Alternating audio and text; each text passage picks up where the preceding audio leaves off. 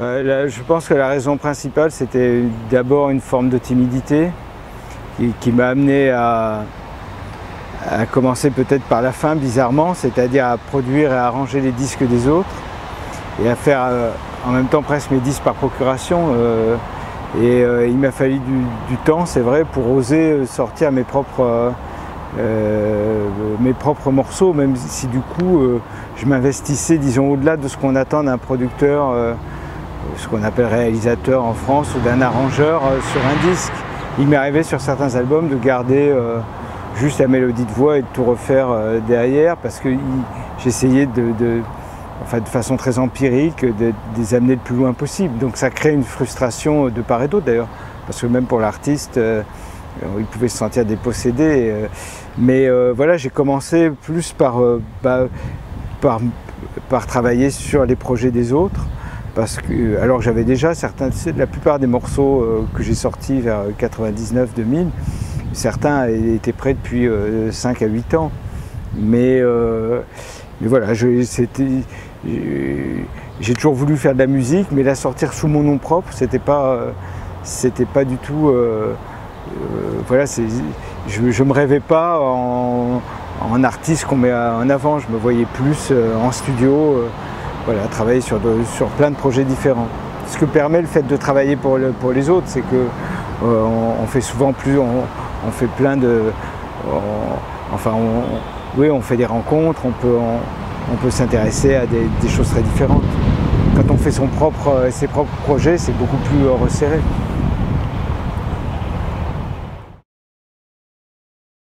Le rapport au psychédélisme, je pense qu'il était surtout dans les premiers albums, parce que parmi les premiers disques qui m'ont attiré vers la musique, quand j'avais, disons, entre 10 et 15 ans, il y avait beaucoup d'albums psychédéliques, les premiers albums de Pink Floyd, Soft Machine.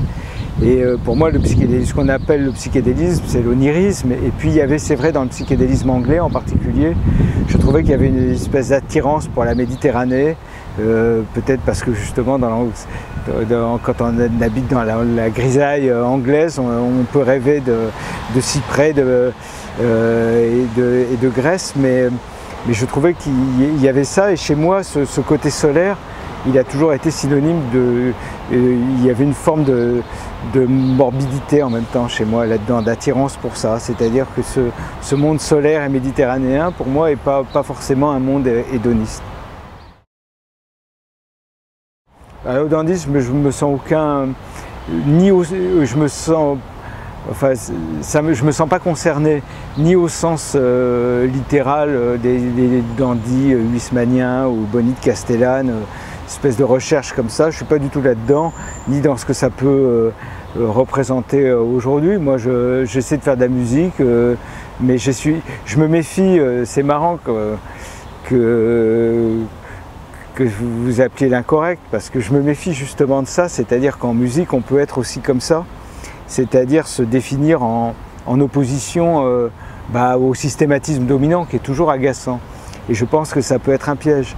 Et donc je me méfie de moi-même là-dedans. C'est qu'on peut prendre, et c'est pareil dans d'autres aspects de la société, mais à chaque époque, une espèce de mode musicale, par exemple, qui écrase tout et qui génère une forme de conformisme. Mais on ne peut pas se déterminer uniquement par opposition à ça et en rupture avec ça. Il faut essayer de faire ce qu'on aime. Et faire ce qu'on aime, ça peut être aussi faire comme les autres si c'est ce qu'on aime. En fait, ce que j'aime dans la musique, c'est deux aspects. Soit vraiment le côté onirique, c'est le psychédélisme dont tu parlais, ou une forme de réalisme fantastique, de réalisme poétique, et qui est plus imprégné de vie quotidienne, mais d'essayer de voir justement ce que ça peut avoir de poétique, y compris les choses les plus tragiques. Mon rapport à la société de consommation, c'est con, hein, j'ai l'impression d'être plein de sagesse, mais enfin, je suis pas du tout.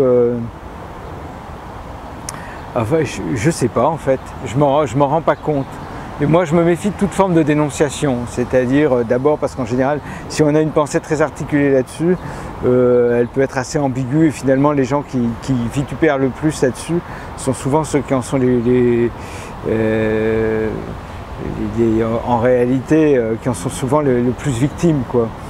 Donc non, la société de consommation, j'essaie d'avoir un rapport au monde qui nous entoure, qui ne soit pas un rapport donc, de dénonciation et qui ne soit pas non plus ironique, et c'est ça qui est difficile. Et dans les chansons, de trouver quelque chose qui puisse parler du monde d'aujourd'hui sans être dans l'imprécation et sans être dans quelque chose, disons, de narquois. Et c'est voilà, sinueux, c'est difficile, mais je tiens à garder disons, cette subtilité. Et en tout cas, je me méfie d'un discours là-dessus qui des vertueux. À chaque album, j'essaie d'être un peu plus précis dans ce que j'essaie d'exprimer, d'affiner un peu, affiner la recherche, comme on dit sur Internet. Et voilà, j'essaye. Et puis, je trouve qu'effectivement, on vit on vit toujours dans une époque un peu intéressante, importante, mais je trouve que peut-être que les choses ont tendance un peu à se précipiter et il faut arriver à rendre compte de ça, justement, en revenant à ce dont on parlait un peu plus tôt, en essayant d'éviter d'être trop sentencieux aussi. Mais je trouve très délicat, voilà, mais je pense cette question, elle se pose à tout le monde aujourd'hui. C'est-à-dire qu'on est dans une période où on nous explique, que ce soit dans le domaine artistique, dans tous les domaines, que tout a été fait, qu'il n'y a plus rien à faire, que finalement ce qui compte, c'est pas ce qu'on fait, mais la personne qui choisit. C'est plus celui qui fait le film, mais celui qui va choisir de programmer le film ou l'œuvre d'art, etc. Et on fait ça la même chose dans la musique. Donc c'est assez désespérant, mais je pense que pour plein d'autres choses, c'est à la fois une période où, et au contraire, j'ai l'impression qu'il y a beaucoup de choses à entreprendre, à faire. Il y a des choses à améliorer quand même dans le monde dans lequel on vit, mais c'est très difficile. Tout le monde se demande, les personnes qui aimeraient s'impliquer, faire des choses, ne savent pas nécessairement par quel bout prendre les choses et de quelle manière on peut s'engager d'une façon qui soit utile aujourd'hui, et en musique aussi.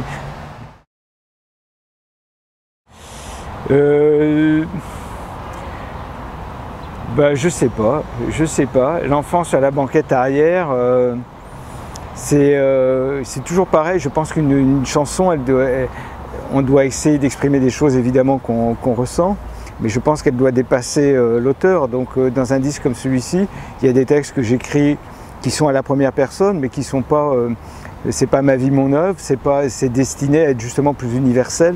Et c'est pour ça que j'ai beaucoup de plaisir aussi à interpréter des textes que j'ai pas écrits, parce que je considère que c'est un disque qui est très personnel, mais qui a vocation à dépasser ma personne. Et je me considère pas, pour revenir encore à la question sur le dandy, je me considère pas comme un personnage. Voilà, c'est à la fois très très personnel, mais pas trop égotiste non plus quand même, j'espère. Moi, j'appellerais ça une forme de banalité, la musique. Et c'est vrai que cette banalité, parfois, il y a une forme de banalité qui peut me toucher et qui, je trouve, peut avoir beaucoup plus de poésie et plus d'impact qu'une musique qui serait plus frontale. Et en fait, j'ai cherché toujours un peu des choses comme ça, et quitte à justement à ce qu'il y ait une forme d'incompréhension et d'ambiguïté. Mais je trouve que la plupart des chansons, des morceaux qui m'ont le plus ému étaient des morceaux où des choses les plus sérieuses étaient dites avec une fausse désinvolture en fait. Et je pense que la façon dont c'est perçu après, quelqu'un qui va penser que c'est easy listening ou que c'est de la musique d'ascenseur, ça me fait marrer. Mais je pense que ça ramène plus à l'univers de cette personne-là qu'à ce que moi j'essaie d'exprimer. Mais effectivement, il y a je sais pas, il y a Je pense qu'il y a des musiques de Vladimir Cosma, pour simplifier, qui sont plus et qui suscitent plus la mélancolie que des musiques de Joy Division. C'est-à-dire que je trouve que la musique, mais comme n'importe quelle activité, elle peut isoler. Et qu'en plus, c'est le paradoxe d'une ville comme Paris, parce qu'une grande ville, c'est assez génial, c'est que contrairement à moi qui ai vécu quand même longtemps en province et qui suis de province et qui y vis encore une grande partie de l'année, quand tu es dans une petite ville de province, tes amis, les affinités, elles sont beaucoup plus restreintes à Paris. Les gens venus d'horizons très différents peuvent se rencontrer, mais finalement, en général, ils se retrouvent entre personnes de même milieu social, de mêmes opinions. Il y a une forme d'uniformité. Et on peut être dans la musique, on peut être dans la charcuterie, dans les assurances, et ne voir que des gens qui sont à peu près de même milieu social. Et je trouve que, donc, pour moi, disons, ce désir d'essayer de faire des rencontres, c'est aussi le fait d'échapper à un milieu dans lequel j'ai beaucoup aussi d'amis et d'affinités, mais d'essayer peut-être de faire d'autres choses. Et c'est vrai que la musique le permet, parce que quand on fait de la musique, on peut travailler pour l'image, pour le cinéma, on travaille avec des auteurs pour les textes, on travaille avec des peintres ou des photographes pour les pochettes. Donc finalement, on n'est pas obligé de rester dans un truc strictement professionnel de la profession. Ça a été très formateur parce que on n'avait pas du tout le même itinéraire, et en particulier eux étaient moins... Moi j'étais musicien, mais au sens... j'étais très conformiste dans la façon d'enregistrer, parce que j'avais une connaissance plus théorique, et je me disais il faut faire... Si on n'utilise pas tel genre de micro, on ne peut pas enregistrer. Et se retrouver dans la deuxième partie des années 80 en Slovénie, à l'époque, pour faire des disques, c'était les faire évidemment avec des moyens du bord, et eux venaient beaucoup plus de l'art contemporain. Ils avaient un parcours plus intellectuel que moi et plus théorique, et donc ils avaient une façon d'envisager la musique qui était beaucoup plus théâtrale et conceptuelle, et en même temps avec une désinvolture dans la façon de faire que moi je ne pensais pas qu'on pouvait faire ça, qu'on pouvait prendre des choses sur un disque et en les transformant, mais ils avaient quelque chose d'une énergie brutale dans la façon d'utiliser la musique, qui était totalement à rebours et de ce que je connaissais, et ça a été... j'ai appris beaucoup de choses, et c'était... comment dire... et ils m'ont appris, ils m'ont fait découvrir musicalement plein de choses que je connaissais pas du tout. Ça va de Moondog, ils étaient fans de Moondog, qui est un américain assez génial, ou Johnny Cash. Enfin, il y avait une grande curiosité et une absence totale d'a priori artistique. Donc, et c'est vrai qu'après cette expérience-là, où je manquais de maturité, même pour comprendre un certain nombre de choses dans leur façon d'envisager la musique, qui était absolument géniale. Mais j'étais encore trop musicien d'une certaine façon. Mais ça a été formateur, et en même temps, j'ai pas eu trop l'occasion après de mettre ça en pratique, à part le fait, oui, qu'en studio, pour moi, le studio est quand même un moment j'essaie de faire en sorte que l'enregistrement, ça soit un moment de liberté, de jeu, d'énergie, et pas quelque chose de scolaire et doloriste. Voilà. Et il faut travailler beau. Moi, je travaille beaucoup en studio, mais c'est un plaisir, c'est une joie. Est-ce que tu peux parler de ta rencontre avec Ibarz? C'est quand même étonnant, ouais. Un Français en Slovénie, à l'époque où ils commencent à peine à être connus, il me semble. Oui, ils étaient connus, ils avaient une petite aura à l'ouest. C'était, à ma connaissance, le seul groupe de l'Est. Donc, il y avait eu un peu avant, il y avait eu en Pologne, il y a eu Plastic People, mais on savait qu'ils avaient été mis en prison, mais personne n'avait des disques de Plastic People. Mais dès 82-83, il y avait des maxi de Ibarz qui sortaient, et c'était au moment où il y avait ce qu'on appelait la musique industrielle, mais qui avait commencé avec des groupes comme Human League, dans la foulée de Kraftwerk d'une certaine façon. Et c'était très mystérieux que dans un pays communiste quand même, qui était la Yougoslavie, ils avaient commencé, Tito était encore en vie, ce groupe qui utilisait l'imagerie, disons, totalitaire d'une façon qui paraissait très ambiguë, il y avait un mystère quand même. Mais le mystère, quand on les rencontrait, il s'évaporait très vite. On voyait très bien qu'il n'y avait même pas cette espèce de fascination un peu glauque que pouvaient avoir certains groupes industriels, et qu'ils étaient dans quelque chose qui était beaucoup plus fort, parce qu'ils étaient dans un pays qui était en train de se transformer, et ils ne pouvaient pas donner la clé d'une certaine façon de leur démarche. Mais c'est Slavoj Žižek qui l'a bien expliqué, et qui a dit que c'était... oui, ce sont des gens, l'explication de Žižek, elle est exacte, je pense que la clé, c'est que c'est des gens qui ont toujours contesté les pouvoirs en place, non pas par l'ironie, mais en les prenant au sérieux. Et c'est ce qui fait que là, il y a 2 ans, ils sont allés jouer en Corée du Nord, par exemple. Mais quand on regarde, c'est très précis. Ils vont en Corée du Nord, ils ne font pas du tout l'apologie du régime. Mais ils reprennent tous les thèmes du régime d'une façon très sérieuse et le rendent assez enfin, ils montrent toute l'aberration du régime, mais sans aucune... Il faut beaucoup de sang-froid pour faire ça. Sans aucune forme d'ironie. C'est ce qu'ils ont fait avec le titisme, c'est ce qu'ils ont fait avec une forme de culture pop occidentale, avec d'autres thèmes comme ça. Mais voilà, c'était... je pense qu'il y a eu d'autres expériences comme ça, entre l'art, la musique. Il y en a eu d'autres, mais c'est une des plus singulières, c'est sûr.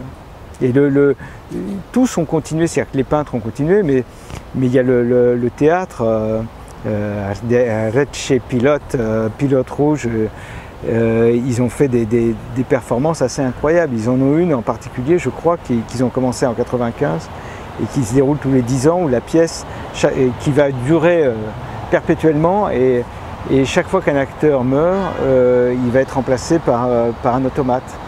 Et il y a déjà une actrice qui est morte, qui a été remplacée. Et donc ils ont tout un tas de choses comme ça. Ils ont fait des pièces de théâtre en apesanteur à Baïkonour. Enfin, ils ont fait des choses assez culottées quand même.